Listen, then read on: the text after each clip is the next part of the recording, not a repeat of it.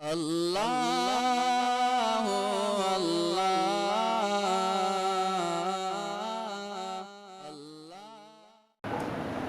इन्नल हम्दुलिल्लाह वस्सलातु वस्सलामु अला रसूलिल्लाह अम्मा बादु फ़अऊज़ु बिल्लाहि मिनश शैतानिर रजीम बिस्मिल्लाहिर रहमानिर रहीम वलक़द नसरकुमुल्लाहु बिबदरिन व अंतुम अज़िल्ला वक़ाल अल्लाहु सुब्हानहु व तआला वला तुबाशिरूहुन्ना व अंतुम आकिफून फ़िल मसाजिद। सदक़ल्लाहुल अलियुल अज़ीम व सदक़ रसूलुहुन नबियुल करीम व नहनु अला ज़ालिका लमिनश शाहिदीन वश्शाकिरीन वल्हम्दुलिल्लाहि रब्बिल आलमीन।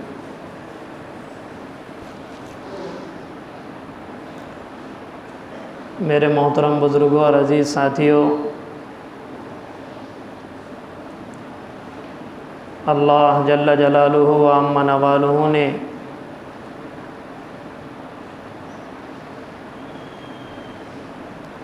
रोज़े के मक़ासिद को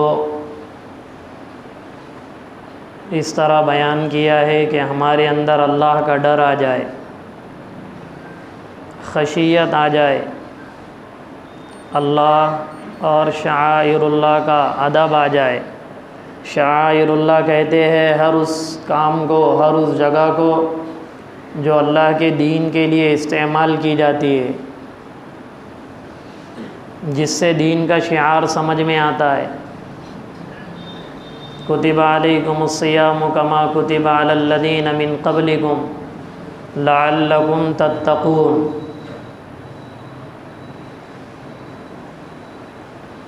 आठ से 10 दिन पहले तफसीर में भी ये बात पढ़ी गई, तक़वा किसको कहते हैं। पहली चीज़ तो यही है तक़वे का आला दर्जा, कि आदमी शिर्क को अपने दिल में जगह न दे।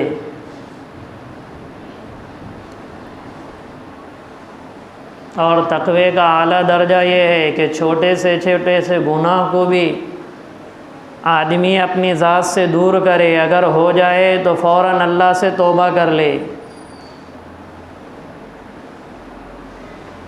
जिसको कहते हैं ईमान की आला कैफियत। और वो ईमान की आला कैफियत क्या है, जिससे आदमी अल्लाह की ज़ात की तरफ रुजू करे, हर मोड़ पे उसके सामने अल्लाह आ जाए। ये ज़िक्र का मकसद भी बताया जाता। सुबह शाम की तस्बीहात का मकसद ये है कि गुनाह के वक्त हमें अल्लाह याद आ जाए, एकदम से आदमी रुक जाए। ईमान का आला नमूना और ईमान का मेयार अल्लाह रब्बुल इज़्ज़त ने सहाबा और सहाबा के ईमान को बनाया। इसीलिए पहले पारे में ही अल्लाह ने बताया ईमान कैसे लाना चाहिए। आमिनो कमा आमनन नास, तुम्हारा ईमान उस दर्जे पर आ जाए, तुम्हारा ईमान उस नमूने पर आ जाए जैसे सहाबाई किराम का ईमान था। और सहाबाई किराम के ईमान के बारे में हज़रत अनस अब्दुल्ला इब्ने उमर रज़ी अल्लाह ताला अन्हुम, इनके शागिर्दों ने हज़रत अब्दुल्ला इब्ने उमर से पूछा, क्या सहाबाई किराम हंसते थे, क्या सहाबाई किराम मुस्कुराते थे। हज़रत अब्दुल्ला इब्ने उमर रज़ी अल्लाह ताला अन्हु अपने शागिर्दों के सवाल का मकसद समझ गए, क्योंकि हंसी ये गफलत का मौका है। आदमी जब ज़्यादा ही हंसते रहे, इसलिए मना है, ज़्यादा हंसी दिल को मुर्दा कर देती है।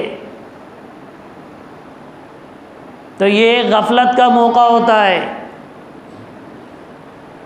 अब्दुल्ला इब्ने उमर रज़ी अल्लाह ताला अन्हु फरमाने लगे, हाँ सहाबाए किराम हंसते थे, लेकिन उस हंसी के वक्त भी वलाकिन ईमानुहुम फ़ी क़ुलूबिहिम आज़मु मिनल जिबाल, उस हंसी के मौके पर भी सहाबाए किराम का ईमान पहाड़ों से ज़्यादा वज़नी होता था। तो जब गफलत के वक्त में साहबा का ईमान पहाड़ों से ज़्यादा वज़नी हो, जो एक आम मिजाज है, हर एक के साथ ये लगा हुआ है, हंसने के वक्त में जब पहाड़ों से ज़्यादा वज़नी ईमान था, तो जब वो ईमान की मजलिसों में रहते होगे, अल्लाह के घर में रहते होगे, अल्लाह के दीन की दावत देते होगे, या फिर इबादतों में रहते होगे, उस मौके पर साहबा का ईमान कितनी आला सतह पर पहुंच जाता होगा। इसलिए नमूना अल्लाह ने साहबा को बनाया, वैसे ईमान लाओ जैसे साहबा ने ईमान लाया। और सहाबाए किराम के जो जनाब मोहम्मद रसूलुल्लाह सल्लल्लाहु अलैहि वसल्लम के 23 साल नबूवत की ज़िंदगी है, उस 23 साल ज़िंदगी में सबसे बड़ा नमूना ईमान का अल्लाह ने ग़ज़वे बदर को बनाया। ईमान के जांचने का, चूँकि आज 17 रमज़ान है, ग़ज़वे बदर भी 17 रमज़ान को हुआ। अल्लाह के नबी अपने सहाबा के साथ निकले।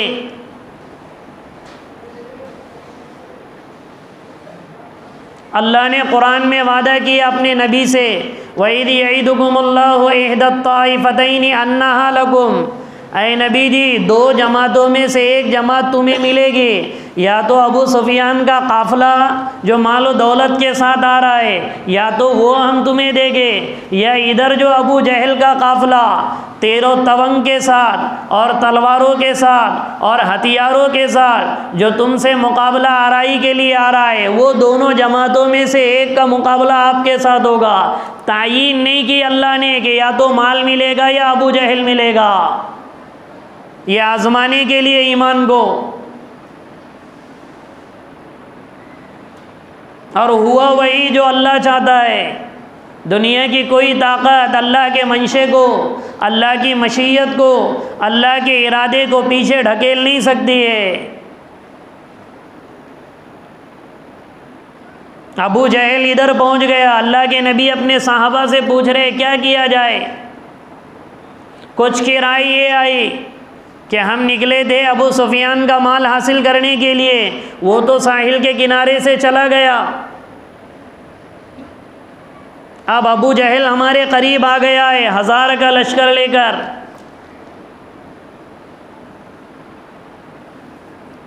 तो मुहाजिरीन साहबाए किराम तो यही कह रहे थे, आ न कर लबों को सी इश्क है दिल लगी नहीं, सीने पे तीर खाए जा कदम कदम बढ़ाए जा, यानी ज़बान हाल से कह दे कि हाँ सताए जा, हम तैयार हैं।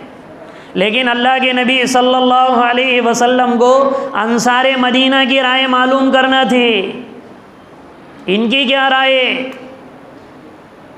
तब अंसारे मदीना में उबादा बिन सामित रज़ी अल्लाह अन्हु, मिक़दाद इब्न अम्र रज़ी अल्लाह तआला अन्हु, ये सहाबाए किराम खड़े होकर कहने लगे, लविस्तख़ज़ना लख़ुज़ना बल फिल बहरी, कि या रसूल अल्लाह, आप हमारी राय मालूम करना चाहते, आप हमारे ईमान को आजमाना चाहते, आपकी हम इताअत करेंगे या नहीं करेंगे, इताअत का इम्तिहान लेना चाहते। अंसारे मदीना कहने लगे, या रसूल अल्लाह, आप अगर समुंदर में कूदने के लिए कहो तो हम समुंदर में कूद जाएंगे, हम पूछेंगे भी नहीं आपसे कि आपने कूदने का हुक्म क्यों दिया, हम नहीं पूछेंगे आपसे, आप सिर्फ हुक्म दे दो हम कूद जाएंगे। आप अगर कहे बरकुल गिमात तक पैदल चले, यमन का आखिरी इलाका है बरकुल गिमात, सऊदिया और यमन के दरमियान में 400-450 किलोमीटर का सहरा है। ये लोग जो अरब लोग सजाएं देते हैं ना किसी को, अगर हुकूमत का बागी हो जाए कोई, उसकी अगर सज़ा दे तो वो यमन के सहरा में ले जाके हाथ पांव बांध कर फेंक देते, आज भी उनकी वही सज़ा है। 400-450 किलोमीटर का सहरा है, ये गर्मियों में वहाँ तो जाना मौत को दावत देना है। सहरा और यमन और सऊदीया के बीच में वो सहरा।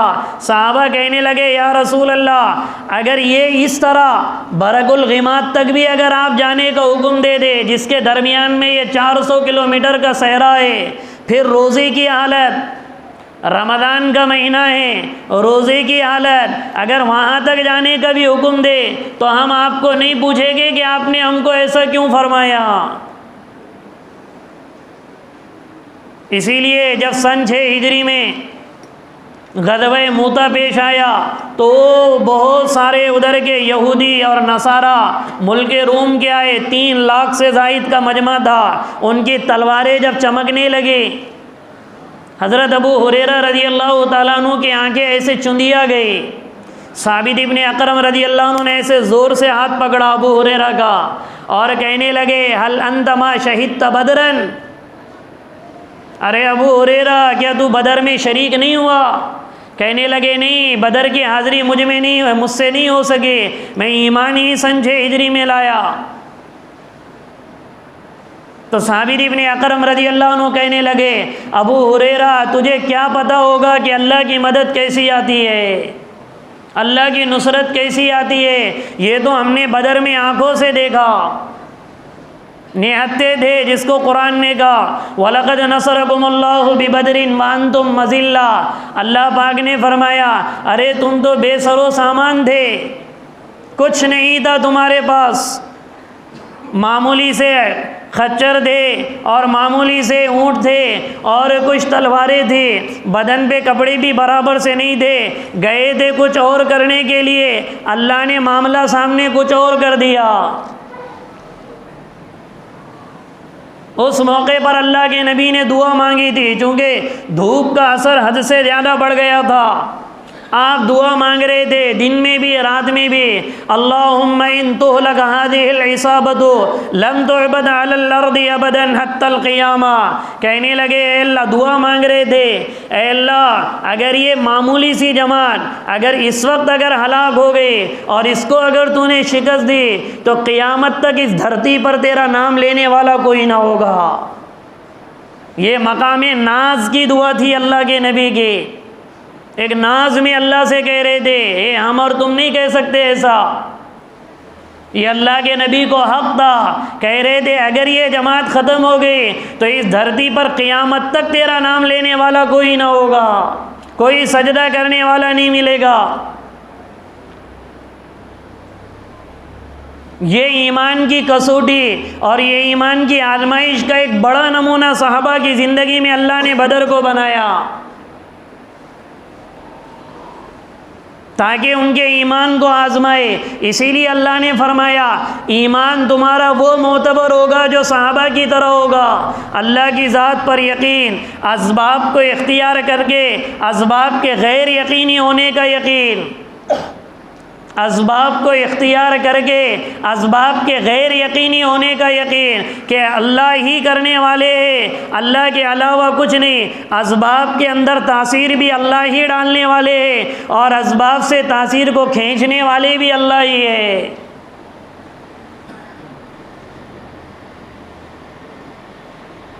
इसीलिए ये जो 17 रमज़ान आज है, इसी मुनासबत से कि आजमाइश के लिए, अल्लाह के दीन को कायम करने के लिए जो कुछ भी बारी आ जाए और जैसे भी हमारे लिए मौके और मौक़े फ़राहम हो जाए, हम अल्लाह के दीन को कायम करना, अल्लाह के कलिमे को बुलंद करना और मेरे अपने ईमान को बनाना, ये मेरी ज़ाती ज़िम्मेदारी है।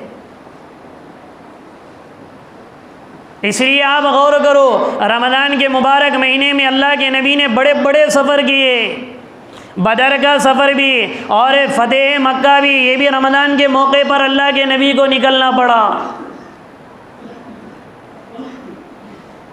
जब इतनी बड़ी बड़ी क़ुरबानियाँ अल्लाह के रसूल सल्लल्लाहु अलैहि वसल्लम दे सकते और इसके फ़दाइल भी, ये जो अल्लाह के रास्ते में कहा जाता है भाई हम निकले देर के लिए, दूर के लिए, जितना हमारी ज़ात से हो सकता है इसके फ़दाइल है। मनिक बर्रत क़दमाहु फ़ी सबीलिल्लाहि हर्रमल्लाहु अलैहि अन्नार।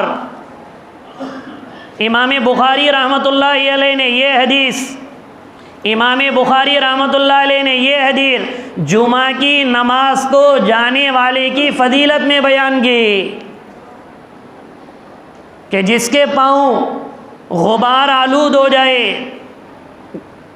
जिसके पाँव गुबार आलूद हो जाए, यह जिसके बदन पर धूल लगे, जुमा की नमाज को आते हुए अल्लाह उस पर भी जहन्नम की आग को हराम कर देता है।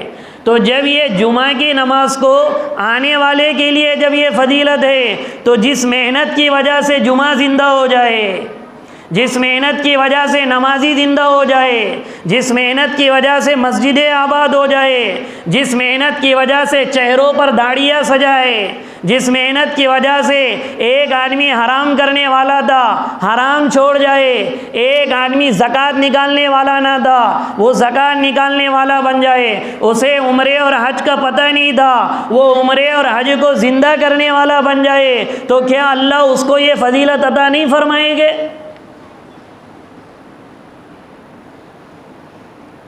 इसलिए हम अपने ज़ाती तौर पे अपनी तरतीब अभी 17 रमज़ान तक अल्हम्दुलिल्लाह अपने खुद यहाँ मदीना मस्जिद से 12-14 जमातें हो गई है, 3-3 दिन की, कोई बड़े बड़े तकादे नहीं है, अपनी मस्जिदों में रहना, और अल्हम्दुलिल्लाह हर जगह से जमातें निकल रही है 17 रमज़ान के उन्वान से,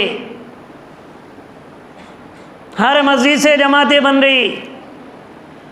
हमारे यहाँ से भी आज जमात है, इसलिए हम इसकी भी तरतीब बना दे कि भाई हम कम से कम 3 दिन दे, जिनके पहले भी लगे हैं वो भी अपनी तरतीबें बना दे, और जिनके अब तक नहीं लगे हैं वो रमज़ान के महीने में 3 दिन लगा। उमूमन हम मस्जिदों में ही रह रहे, चाहे कहीं पर भी रहो, चूँकि काम भी नहीं है, कारोबार भी ठप पड़े हुए, हम अल्लाह के घर में रहते तो दिन भर अल्लाह के घर में रह रहे, बस क़ियाम के लिए अल्लाह के घर में आ जाना है। वैसे तो अल्लाह का शुक्र है, अल्लाह का एहसान है, हमारी मस्जिदें 24 घंटे आमाल से आबाद है, हर मस्जिद इस वक्त 24 घंटे आमाल से आबाद है। हज़रत अमीर माविया रज़ी अल्लाह ताला अन्हु जब मुल्क शाम से अल्लाह के हज़रत उमर इब्न अल-ख़त्ताब रज़ी अल्लाह ताला अन्हु के खिदमत में आए, तो हज़रत उमर रज़ी अल्लाह ताला अन्हु ने उनसे पूछा, अरे मुआविया, मुल्क शाम में मस्जिदों का क्या हाल है? अमीर मुआविया रज़ी अल्लाह ताला अन्हु ने फरमाया, आमाल से भरी पड़ी हुई है, कोई कुरान पढ़ रहा है, कोई तिलावत कर रहा है, कोई अल्लाह के तज़किरे कर रहा है, कोई हलाल हराम के मुज़ाकरे कर रहा है, कोई तस्बीह लेकर अल्लाह का जिक्र कर रहा है, कोई यूं ही अल्लाह के घर में आकर बैठ गया कि अल्लाह का घर है, अल्लाह को इस धरती पे सबसे ज़्यादा पसंदीदा जगह मस्जिद है, कोई इसलिए आकर बैठा है। हज़रत उमर इब्न अल-ख़त्ताब रज़ी अल्लाह अन्हु ने फरमाया, ऐ मुआविया, जब तक मस्जिदें आबाद रहेगी तब तक तुम खैर पर रहोगे। इसलिए मस्जिद अल्लाह का शुक्र है, आमाल से आबाद है, सिर्फ थोड़ी सी कुर्बानी ये देना है कि हम अपने बैग लेकर मस्जिदों में आ जाए।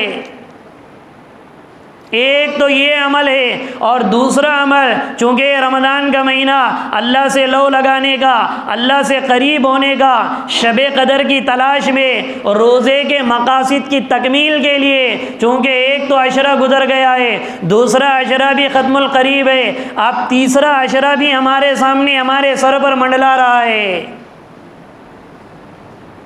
जिसको कहते हैं आखिरी अशरा, एतिकाफ़ का अशरा है। अब ये 17 रमज़ान है, 3 दिन के बाद आखिरी अशरा शुरू होने वाला है। एतिकाफ़ के उमूमन 2 बड़े मकासिद है। पहला मकसद रोज़े के मकासिद की तकमील करना है। रोज़े का क्या मकसद है कि अल्लाह और हम, चूँकि अल्लाह पहले से ही हमारे करीब है, लेकिन हम अल्लाह के और ज़्यादा करीब हो जाए।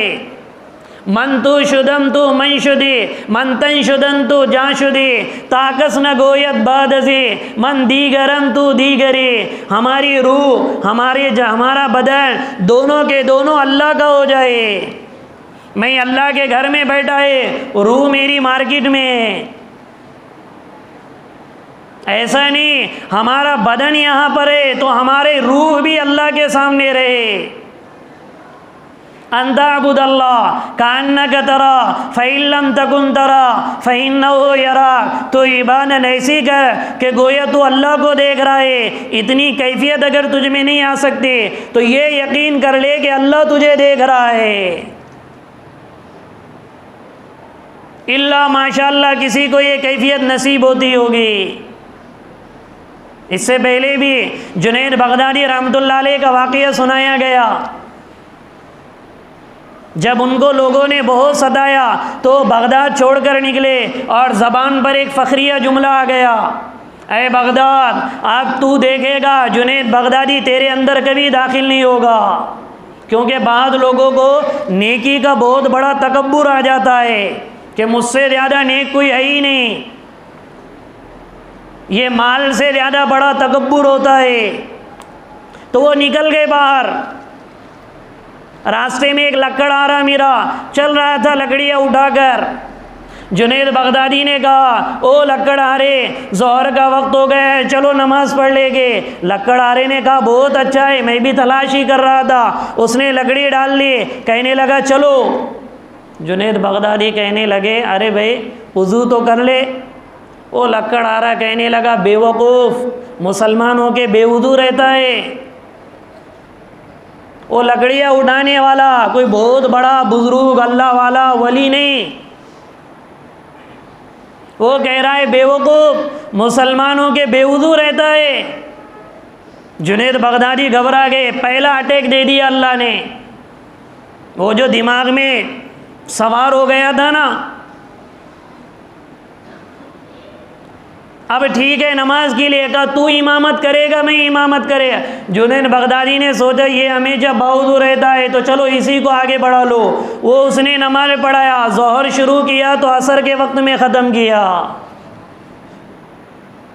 जुनैद बगदादी गुस्सा हो गए, कहने लगे अरे तेरा नास हो, तूने पूरा वक्त नमाज में डाल लिया, अब असर का वक्त शुरू हो गया। तो लक्कड़ हारा कहने लगा मुझे माफ़ कर दे, असल में उमूमन मैं इतनी लंबी नमाज पढ़ता भी नहीं हो।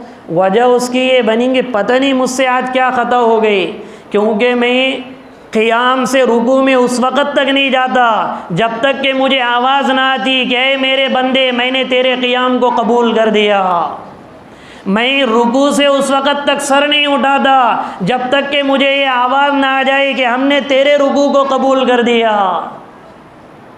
पता नहीं आज ये आवाज़ बड़ी देर से आने लगी तो 1.5-2 घंटे लग गए।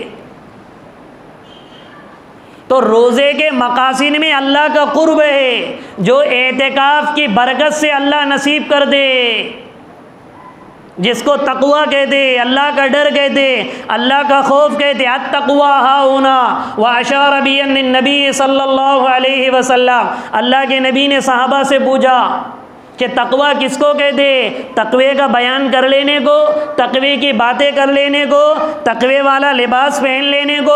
अल्लाह के नबी ने इशारा किया अत्तक़वा हाहुना, अत्तक़वा हाहुना। तक़वा ये दिल में होता है, अल्लाह का डर,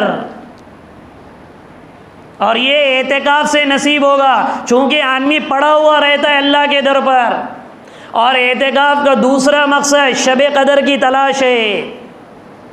जब आदमी उमूमन ये कहा जाता 21, 23, 25, 27, 29, लेकिन जब पूरा अशरा एतिकाफ़ में आ जाए तो आदमी, और ये जो शब क़दर शुरू होती है ये मगरिब की नमाज के बाद से ही शुरू होती है, इशा से शुरू नहीं होती है, मगरिब से ही शुरू हो जाती है। मगरिब से ही रोना धोना हम आखिरी अशरे में शुरू करें। इसलिए उमूमन जो और मकासिद है ये बड़े मकसद है। इसलिए जनाब मोहम्मद रसूलुल्लाह सल्लल्लाहु अलैहि वसल्लम ने मदीना मुनव्वरा में तशरीफ़ लाने के बाद अपनी ज़िंदगी में कभी एतिकाफ़ नहीं छोड़ा। एक मरतबा किसी वजह से एतिकाफ़ छूट गया था, अल्लाह के नबी ने गैर रमज़ान में उसकी क़ज़ा की। बताओ अल्लाह के नबी को इस अशरे अखीरा का कितना एहतमाम होता कि आपने मदीना मुनव्वरा में आने के बाद ज़िंदगी में कभी ये एतिकाफ़ को ना छोड़ा। हम अपने गिरेबान में झाँक कर देखें कि हमने ज़िंदगी में कितनी मर्तबा किया। ज़िंदगी और मौत का कोई भरोसा नहीं है, सब पानी के बुलबुले की तरह है। देखो कैसे ऐलानात रोज़ बरोज़ हो रहे।